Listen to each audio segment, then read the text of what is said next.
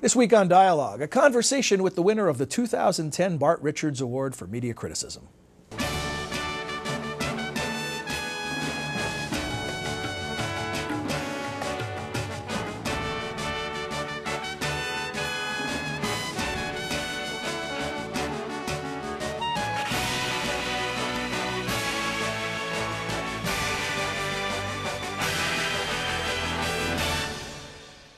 Welcome to the Woodrow Wilson International Center for Scholars in Washington, D.C. I'm John Molesky.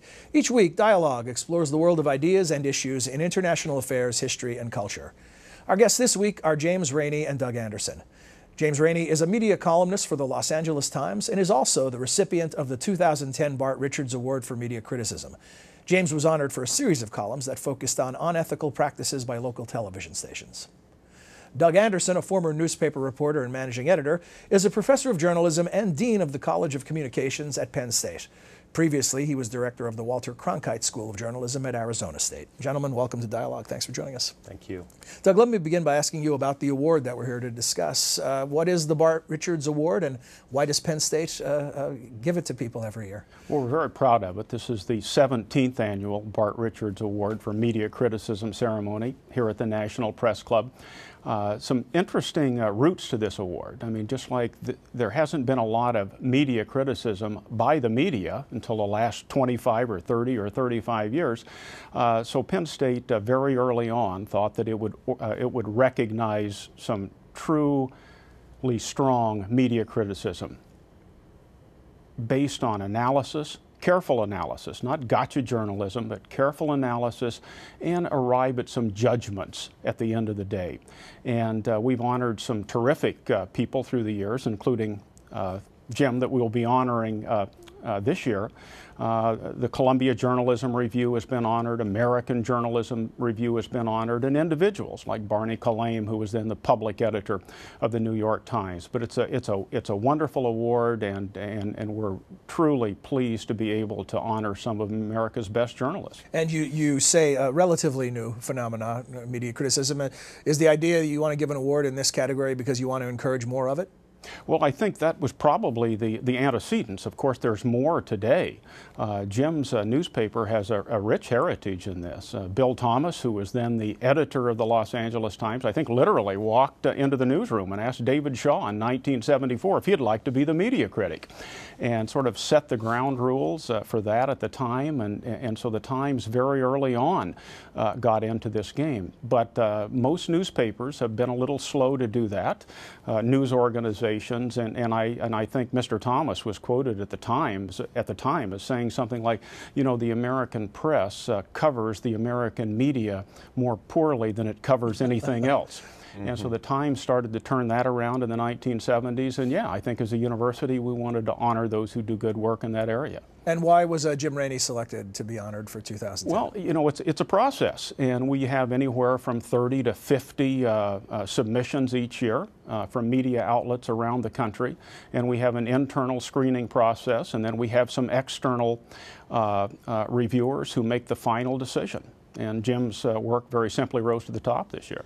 So you have been fully vetted, Jim. So welcome and congratulations. Thank you. On Thanks receiving a lot. the honor. The story that you wrote about that ends up being the basis for the award. How did you get clued into the notion that there were abuses happening at local TV stations? Well, it's kind of funny. I think this has happened to a lot of reporters in their careers. Actually, the tip that started this whole thing, that story never actually came to fruition. I got an anonymous phone call. I'd been writing about TV news. In fact, my first story was about a TV station owned by the same company that owns the LA Times. And what they'd done is they put a report up that appeared to be sort of an honest news story about Ford Motor Company. And if you watched it, it sort of looked like real news. It smelled a little like real news. It was about increased earnings and how Ford was the strongest of the big three automakers. But there was something just not quite right about it. And I poked around a little bit and found out that indeed, Ford had paid KTLA Channel 5, just to give them a plug, in Los Angeles, which is owned by Tribune Company. They had paid them a promotional consideration, which in my book as an old-fashioned news person is advertising. They had, in effect, bought advertising. What was the term they used? A promotional? Promotional consideration.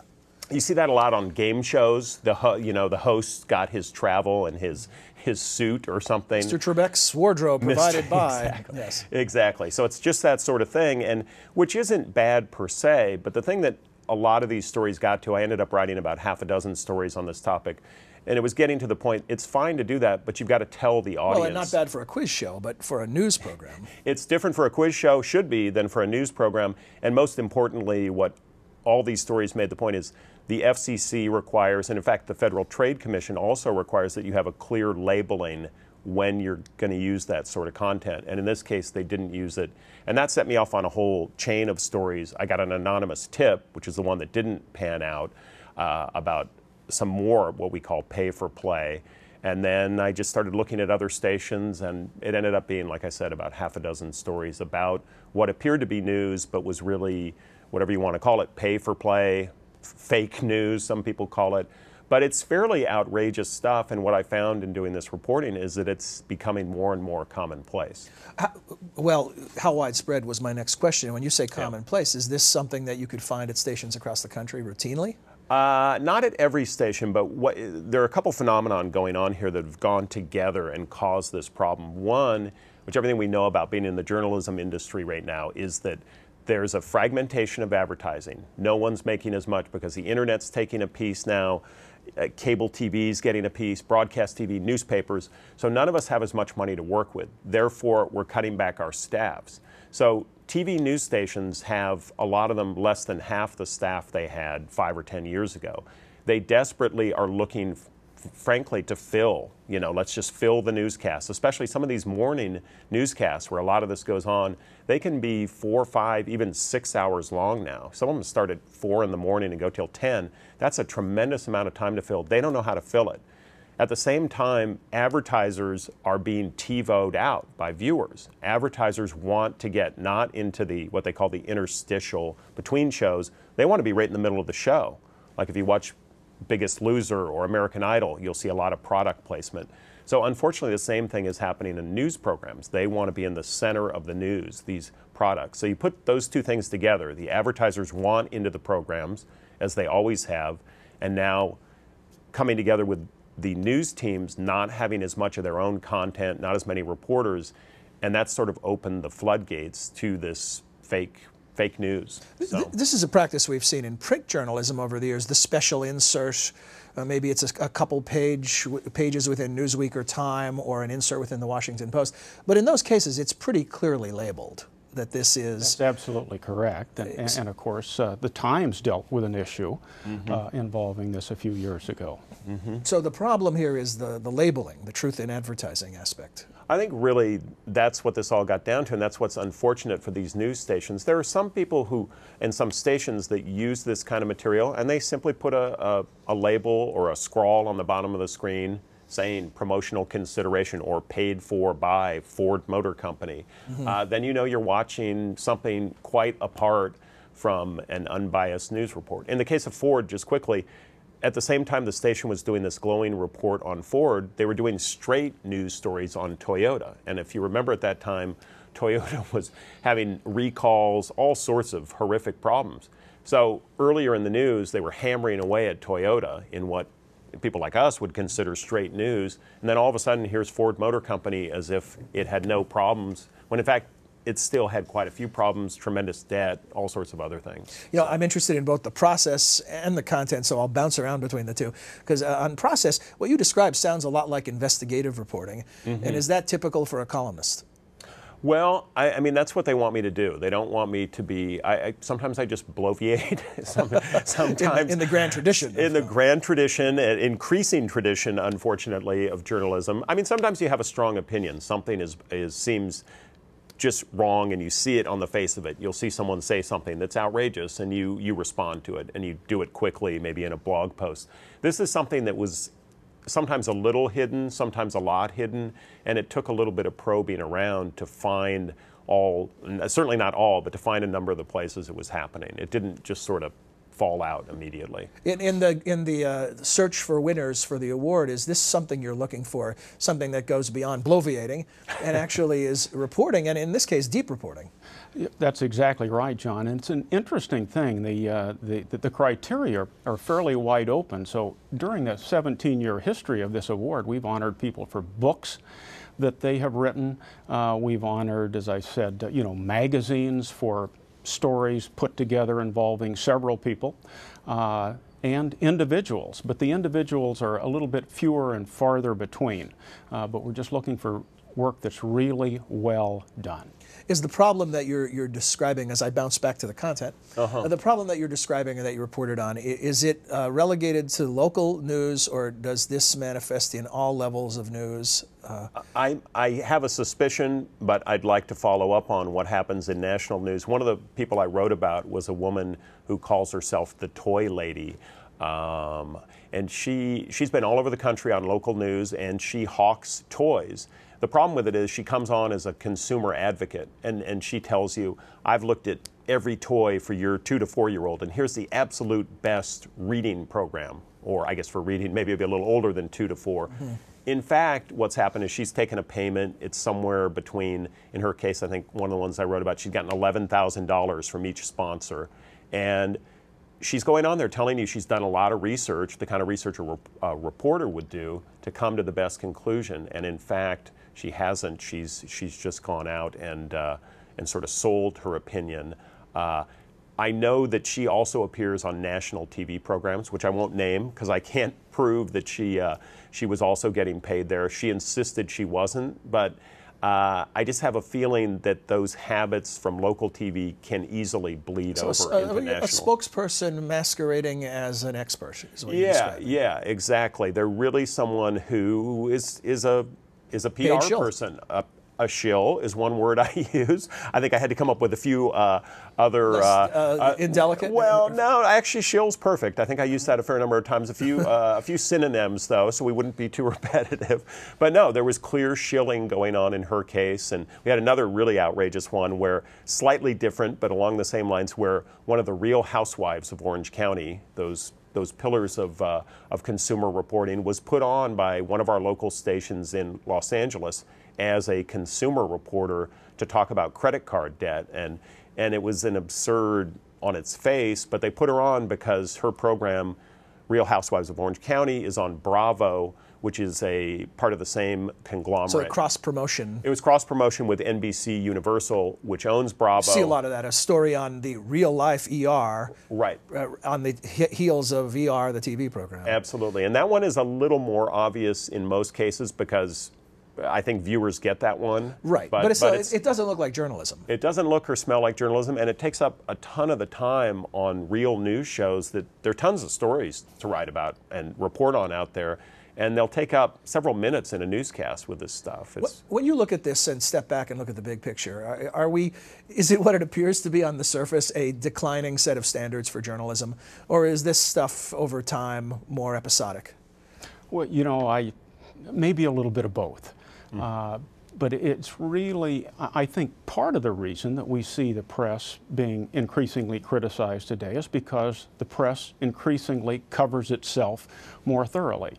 And we do have this fragmentation. So things like this happened in the past and just weren't reported on? I think we might be able to assume that. But in the case of the local news columns that Jim's work focused on, this really was egregious. Yeah. And I don't know that we would have seen anything quite to this extent in the past. You mentioned early on the same parent company. Yeah. Talk a little bit about that. Well, one of the conventional wisdom notions about this is the reason we don't see as much media criticism as Doug suggests we could use is because as corporate ownership expands its empire, so many of these things that might be reporting on each other are owned by the same people, right, which is a disincentive. It really is a problem, and I'm glad Doug mentioned that earlier, that David Shaw, who was my predecessor, he was a Pulitzer Prize winner. Our paper started out very early in this tradition of reporting on ourselves. And in this particular story, the first one of this bunch that I did, it was a little dicey because I was writing about the TV station that all of us appear on, and we know people who work there. We even have friends there. And And are you feeling a sense of looking over your shoulder that maybe you're going to make some people in the executive suites unhappy? Well, absolutely. You know that pressure is there, and I'm happy to report, though, in that case and in others, the publisher and the editor of the paper. The publisher got a phone call from the station manager over at KTLA, our sister station, kind of, feeling out what's this guy up to, Aren't we on the same team here? Yeah, aren't we on the same team, kind of thing. And I'd had a very confrontational interview with him, and when he assured me that I just misunderstood and that it really wasn't what I thought, and it was a pretty angry interview. And my publisher said, "What this guy's doing is rotten." And he didn't want to have anything to do with it. It's not really his position. It's the editor's call, and the editor certainly wanted me to go ahead with it. So I feel good that I work at one of the few outlets, I think, in the country, at least in terms of print, that really will scrutinize ourselves and report on it as best we can. Do you ever face a situation like that when you were in an editor's chair? No, I think that was a long time ago for me, John, and it was just a very different era when advertisers needed newspapers and advertisers needed the only television station in town, or the few ad radio revenues weren't stations. declining and desperate measures weren't being taken. Well, so what's been the fallout, Jim? What has been the response to the reporting? And the response has been this, which is very nice. But I know what you're talking about is the immediate response to the stories. Any corrective actions by the FCC or anyone? Yeah, there have been a few interesting things. One was the news director who put on The Real Housewife of Orange County, Vicki Gunvalson was her name. His name is Steve Lang, and Steve no longer has a job, which I don't really, I don't take great pleasure in people losing their jobs. He was well liked by a lot of his employees, but at the same time, I think they even saw at NBC Universal that was kind of a bridge too far even for them, and they've done a lot of pushing of the envelope in mixing entertainment and news. So that was one thing that happened that was very concrete. The other thing was that an FCC complaint was filed by a public interest group here in Washington, and that complaint's now pending. That's the good news. The bad news, I'll probably talk about this when we discuss this later, is that the FCC has a lot of, I'm not going to give a number, but I know it's well over 100 of these complaints, and they don't move very quickly on them. Some of them have been there for years. In fact, the statute of limitations is about to run on some of the complaints that have been filed. And is there any other recourse for someone who uncovers these types of shenanigans, or is this it, the FCC, the only place to go? Their recourse is it's james.rainey@latimes.com. Really, I'm joking, but I'm being serious. What I'm asking about is oversight. Is there illegality involved in such a matter, or these are just individual standards that are established and people decide what's kosher and what's not? It's not a criminal offense, but it's a violation of the FCC regulations. There is a fine associated with it if it ever makes it through the process. If it ever makes it through the process, that in at least one case involving Comcast, which now owns NBC, they were fined. There's a long story behind that I won't get into here. But so there is a recourse through the government. I've got to say, I think Doug might agree, the best resolution of these cases is really sunlight. They say it's public the best. Shame. It's the best disinfectant. I think it's bad for these stations to be ridiculed, and I do a little bit of ridiculing when it's deserved, and I think I'd like to see others do it, and it's just the only way, I think, to really get them to toe the line, because the regulatory agencies are overburdened or slow or both. And so I think the only way you can really slow them down is to put it before the public and hopefully shame them into doing the right thing. There's a bit of that's not quite a satisfying outcome in some ways when you describe that the practice is widespread and potentially growing. Yeah. No, it's not satisfying. In fact, the thing that is very disturbing about this whole thing, and all these stories I wrote, the attitude was sort of like they didn't want me to write about it, but there was sort of an attitude of, fine, we'll absorb the blow. Other than the guy losing his job at KNBC in Los Angeles, most of them sort of shucked it off like you would a tackler and went running down the field. And I would like to say maybe they're becoming a little more careful. I would like to think, I believe in one of the stations I wrote about back east, that they are now putting more identification on the screen when they bring in these people. I heard that anecdotally. I haven't had a chance to follow up. But for the most part, unfortunately, we need to go back at them and keep the pressure on. Doug, I think about the sort of physician heal thyself is the corrective from within the industry, the journalism industry. And when journalism was more monolithic, never completely monolithic, but more monolithic, that was difficult, creating standards that were universally shared. Now, in this diverse, fragmented media environment, it seems to be getting more and more difficult. It's a tough question, but any thoughts on how higher standards can be reinstated, or that these evolving situations can be analyzed in a way where we decide they are ethical breaches before they happen? You touch on an interesting point, John. We talked about that media criticism really started in a serious way at the Los Angeles Times, just about 40 years ago. But, you talk about looking inwardly to address problems. No newspaper in this country had an ombudsman until 1969 at the Louisville Courier-Journal, and then the Washington Post came along a year later.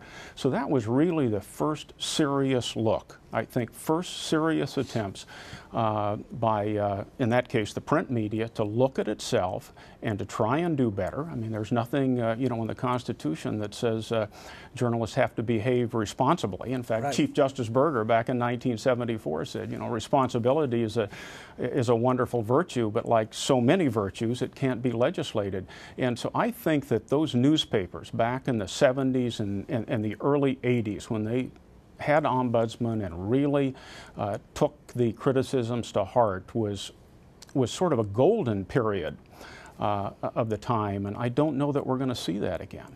Before we began taping, we were talking about the imperatives created by the internet and the notion for feedback, whether from viewers or listeners or readers. Do you see any of that?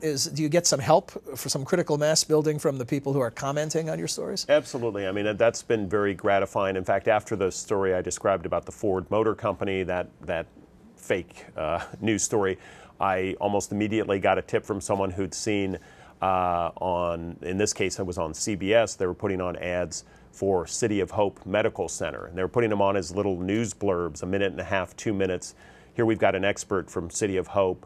Isn't it terrific what they're doing with this kind of cancer screening? Which may be perfectly good information, but again, it was paid information. And they had a news reporter there making it look like it was a news story. It really wasn't. It was an advertisement. And that came straight from a reader's tip, and I checked it out. Turned out to be true, and it became a story. So that feedback you get a lot of dreck in your email, and then for every 50 bad ones, you get that one gem that can be the next story. How did you get involved in media criticism as your focus of your work originally?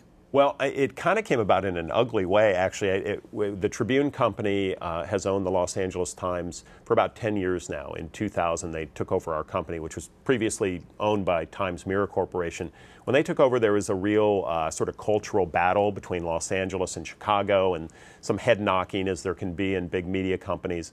And our editors at the time was a very celebrated editor named John Carroll, one of the big names in our business, and Dean Baquet is his second. They decided we've really got to cover what's going on here. We were churning through, and they became victims of this themselves. We were churning through publishers and editors. So Dean Baquet, the managing editor, who's now at the New York Times, he assigned me, he said, we need someone to keep an eye on this.